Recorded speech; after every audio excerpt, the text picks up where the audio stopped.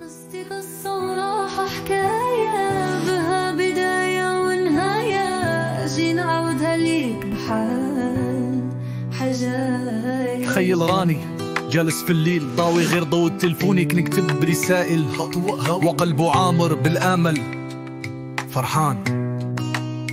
في الصباح مسكين ناضو مشي يشوفها، ولا الصيدلية واقف تحت البرد يديه في جيبه، عينيكي قلبه عليها في وسط الزحام. والصيدلية كل دقيقة دازت بحال ساعة كتمر عليا، ولكن غير شافتها من بعيد قلبي دق من جديد. شفت هديك نهار غير دقايق والحظات هي أجمل ما عندي من ذكريات.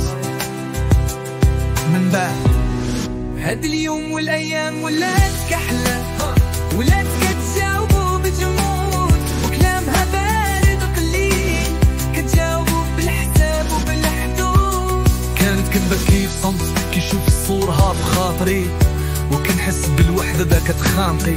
حتى الواحد نهار وكان رمضان في الحلم شفتها وسط السيارة فخمة، والسيدة كتجرحها بكلامها.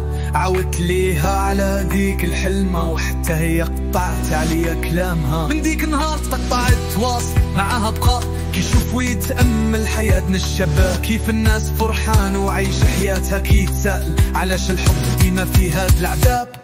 من بعد فكر مزيان وجمع راسو وتلاقى مع بنت أخرى كان من قبل لك يعرفها، ضوى معاها وطلب الحلال وداروا عقد وعرس بسيط مع العائلة.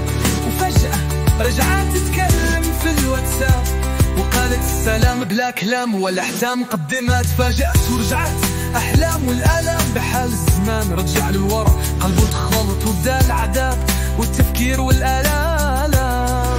بقى يهضر معاها في الصمت كيعترف ليها بحبها. ربنا الحب ماشي ديما في نهاية سعيدة، ولكن كيبقى في القلب ديما كي الشمعة شاعلة. تذكرتك وكل الصور كانت معايا في قلبي مغروسة، منين مشيتي وتوحشتك وما كنتيش حدايا. وعلاش غير قوليلي علاش تذكرت ورجعت كل الصور وذكرياتك من جديد، رجعت عليا شاشة تلفوني توصل ليل مضوي عليا، وقلبي مكسور ودموعي في عينيا. من بعد صحيت وفقت من المنام على عائلة مجتمعين على مائدة، والفرحة باينة في العينين والعرس والزغرتات، وفي الأخير نور قلبي